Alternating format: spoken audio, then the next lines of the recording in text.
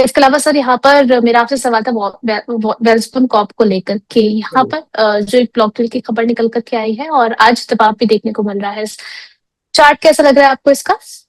जी देखिए, इस लेवल पे पोजीशन बनाना थोड़ा मुश्किल आपके लिए साबित हो सकता है, क्योंकि बहुत ज्यादा चल चुका है काउंटर, बहुत हम्म। स्ट्रेच्ड हो चुका है। तो मेरा तो यहाँ पे सलाह नहीं रहेगा इन्वेस्ट करने का। And बीच में आप देखेंगे लगभग 21 अगस्त एंड 20 अगस्त, इसके बीच में देखेंगे एक बड़ा गैप यहाँ पे दिखाई देगा। मुझे लगता है कि ये गैप एक बार टेस्ट करने के लिए काउंटर बिल्कुल आएगा।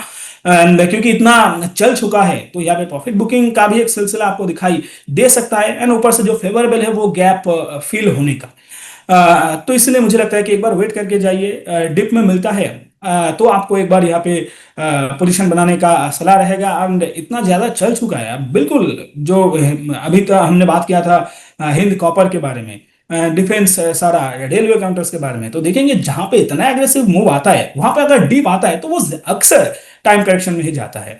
तो उसका भी हम्म। एक यहाँ पे सिचुएशन बनता हुआ आपको दिखाई दे सकता है। तो इसीलिए एक बार नीचे आने दीजिए, थोड़ा वेट कीजिए, देखिए बॉटम बन रहा है कि नहीं। तो फिर जाके आप एक बार पोजीशन बनाएंगे तो फंसने का चांस थोड़ा कम हो जाएगा जी। ठीक है, अब बढ़ चलते हैं दर्शकों के सवालों की तरफ। यहाँ पर मीता जी का सवाल सर ओएफएसएस को लेकर के है। 1300, माफ कीजिएगा, 13,200 की कॉल इन्होंने 128 पर बाय की हुई है। क्या ऊपर आने के कोई चांसेस है? सितंबर एक्सपायरी तक जाना चाह रही हूँ, क्या नजरिया है? जी देखिए, डेरिवेटिव मार्केट में मेरा पकड़ थोड़ा कम है, तो मैं कैश लेवल एक बार बता देता हूँ। देखिए, हम्म। अभी ओराकल फाइनेंशियल सर्विस पूरे आईटी काउंटर में, यहाँ पे हमारा कैश मार्केट में रिकमेंडेशन भी था एंड हमने प्रॉफिट भी बुक करा लिया है।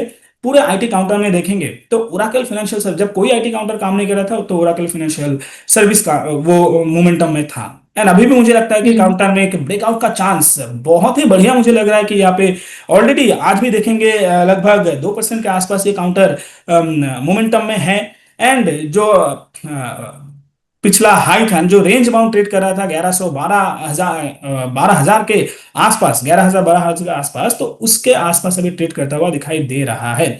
मुझे लगता है कि सितंबर अंत के लिए, क्योंकि आपका बाइंग है, तो बने रहने का सलाह होगा। यहाँ पे एक बार ब्रेकआउट अगर आता है तो आपको एक एक गामा बर्स्ट आपको वहां पे होता हुआ दिखाई दे सकता है। तो बने रहने का सलाह होगा, क्योंकि ब्रेकआउट का चांस मुझे बहुत ही प्रोमिनेंट लग रहा है।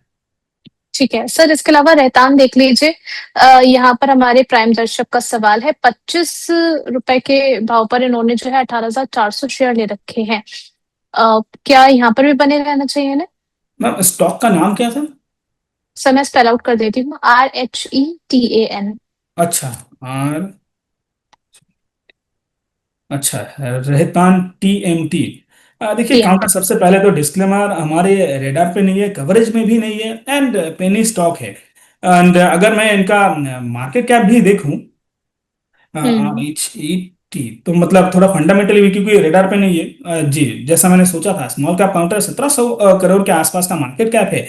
एंड जिस हम्म। लेवल पे अभी ट्रेड कर रहा है उस हिसाब से भी 138 के पीई पे काम कर रहा है, इतना नीचे आने के बाद भी। तो मुझे लगता है अभी भी काउंटर बहुत ही ओवर वैल्यूड है।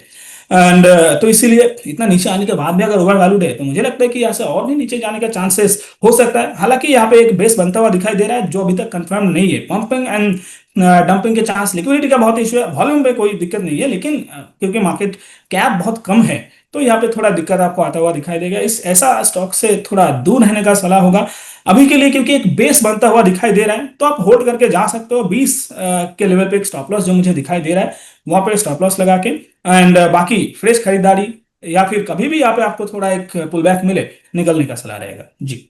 चलिए ठीक है, तो पुल बैक पे निकलने की सलाह आपको दी गई है Kanhaiya ji.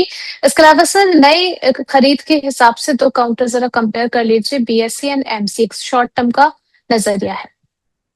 BSE and MCX। जी। जी देखिए, BSE की बात करूं तो अभी ये काउंटर थोड़ा आपको कंसोलिडेशन में जाता हुआ दिखाई देगा। और हमारा ये हम्म। PhD कैपिटल के भी पहले से एक एक रिकमेंडेशन था। रिकमेंडेशन मतलब एक व्यू था कि काउंटर आपको 3250 3200 तक आता हुआ दिखाई देगा। बिल्कुल उसी लेवल पे आप देखेंगे 3240 के आसपास एक एक बॉटम बनाने की कोशिश चल रहा है, जहां पे 200 ईएमए का सपोर्ट भी आपको मिल जाएगा।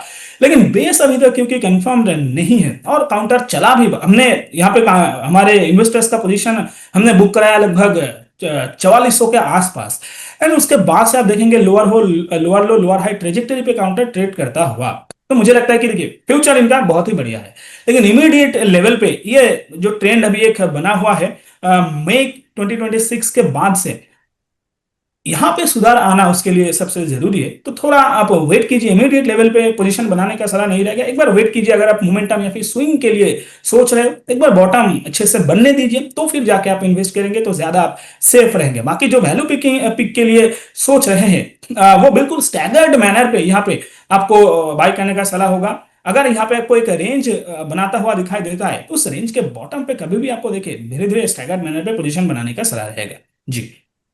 और ठीक अच्छा है। MCX, and MCX. एमसीएक्स क्या ही बताऊं, देखिए एमसीएक्स बहुत ही अच्छा बीच में भी चलता हुआ आपको दिखाई दिया था, एक नीचे आ चुका था। हम्म। अब देखिए बीएससी यहाँ पे फ्यूचर वगैरह जो भी है स्टॉक रिलेटेड काम होता है, लेकिन एमसीएक्स यहाँ पे देखेंगे कमोडिटी में ट्रेड होता है। एंड ऐसे में जब पेपर एसेट में थोड़ा लोगों का कंफ्यूजन बढ़ रहा है, जैसे कि बॉन्ड आप देखेंगे, स्टॉक मार्केट में भी आप देखेंगे लोग गोल्ड पे शिफ्ट हो रहा है, तो ऐसे में आप देखेंगे कमोडिटी में जैसे कि मेटल में एक मोमेंटम फ्रेश आता हुआ आपको दिखाई दे रहा है, तो कमोडिटी में भी आपको ये मोमेंटम दिखाई दे रहा है पेपर एसेट्स के में कंफ्यूजन के लिए। तो इसीलिए देखेंगे एमसीएक्स में वो आपको रिफ्लेक्ट होता हुआ दिखाई दे रहा है। एंड मुझे लगता है कि इस लेवल पे फ्रेश खरीदारी करना थोड़ा मुश्किल हो जाएगा। बीएसई इससे मुझे ज्यादा फेवरेबल पोजीशन में लग रहा है। लेकिन कभी भी एमसीएक्स में आपको अगर डिप मिलता है तो उस डिप आपके लिए एक बाइंग का मौका बनेगा, लेकिन इस लेवल पे बाइंग का सलाह नहीं रहेगा। थोड़ा डिप मतलब अगर 3000 के आसपास आपको वापस से काउंटर एक बार मिले तो बिल्कुल यहाँ पे आप खरीदारी करके जाइए। ये काउंटर का फ्यूचर भी बहुत बढ़िया मुझे लगता है जी। चलिए ठीक है, तो यहाँ पर इस अकॉर्डिंग अपनी रणनीति बना करके चलिए। एमसीएक्स और बीएससी दोनों में ही अगर आपकी फेवरेट एमसीएक्स है तो थोड़ा सा डिप का वेट कीजिए। बीएससी भी अगर आप ले सकते हैं तो करंट लेवल पर प्रीतम सर को बढ़िया लग रहा है। इसके अलावा सर मॉस्ट्रिप देख लीजिए, राजेश जी आए हैं, कह रहे हैं कि यहाँ से 3 साल के लिए यहाँ खरीदारी करना चाह रहे हैं, तो क्या इन लेवल्स पे खरीदा जाए या थोड़ा वेट करें?